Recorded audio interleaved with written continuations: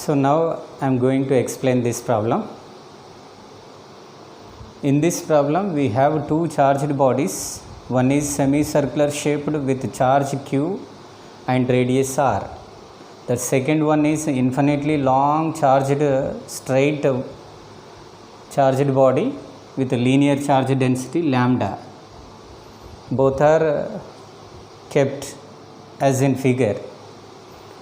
In the figure, this rod is passing through the center of the semicircle and perpendicular to the plane of this. It is like this, not like this. Then force experienced by this.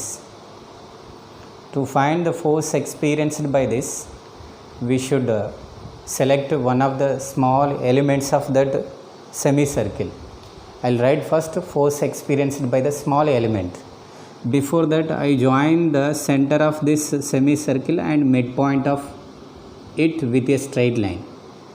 This straight line can divide that semicircle exactly into two equal parts. Later, I will select a small element. This is the small element. That small element charge is dq. This is small element. Join the small element with two straight lines from the center. If angle made by this position of the small element with this line is theta, this is d theta. Now, if the length of this is dx, dx is its length, dx, length of the small element. It is uniformly charge distributed. So, the total charge of this is q by its length. What is the length of this? I am going to write the charge of this small element first. The total charge of this by its length. Length is pi r into length of the element. This is the charge of the small element. Then the force experienced by this element is radially away from this rod like this. This is df. This is the direction of force. If I draw one more line parallel to this here like this, if this angle is theta, here also theta. Now I will write the components of this df. In this direction, this component df cos theta. In this direction, df sin theta. Those are the components of the small element.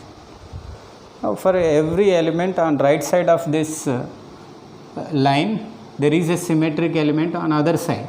If it is its symmetric element, that element also can experience a similar force df here, and resolving that df into components, its component in this direction df sin theta, in this direction df cos theta.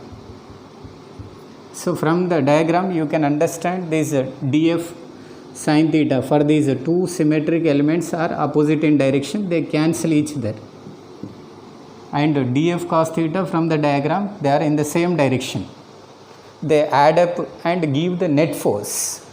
So that is why the net force experienced by the whole semicircular rod is sum of the cos theta components of df. Sum means integration df cos theta. So df is what? Force experienced by small element. That is, you can write a field of this straight conductor into charge of this. You can write force is equal to E into dq. That is the force experienced by this. So E, electric field of this, E into dq cos theta. So now the field of this straight conductor, you know the formula for field of long straight conductor with uniform charge distribution lambda by 2 pi epsilon naught into r. This is the formula. And this is the dq. Substitute these two here. It becomes lambda by 2 pi epsilon naught r. dq is q by pi r cos theta into dx, that is the net force. So I'll change this dx, that is variable, into theta.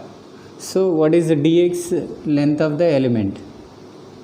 This is the element dx, this is the d theta, this is r. From this dx equal to r into d theta. Write this dx here. This net force is becomes integration of, write constant terms outside. These are all constants, not variable. So lambda cube by 2 pi square epsilon naught r square integration of cos theta dx is r d theta. This r and this square cancelled. Net force is lambda cube by 2 pi square epsilon naught into r. Cos theta integration sin theta, theta limits. There are many such elements.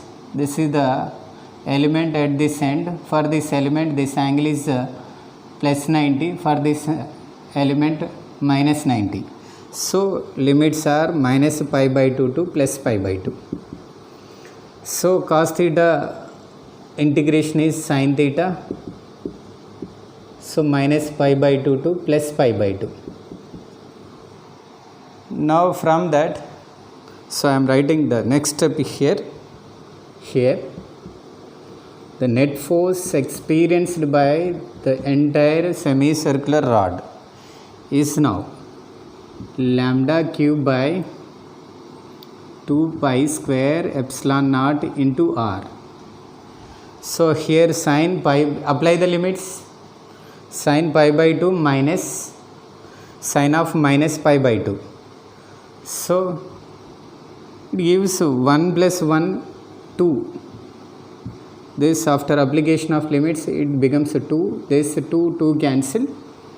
So the final equation for net force is lambda cube by pi square epsilon naught into r.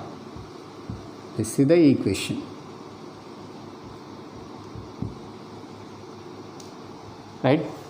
That is the final equation.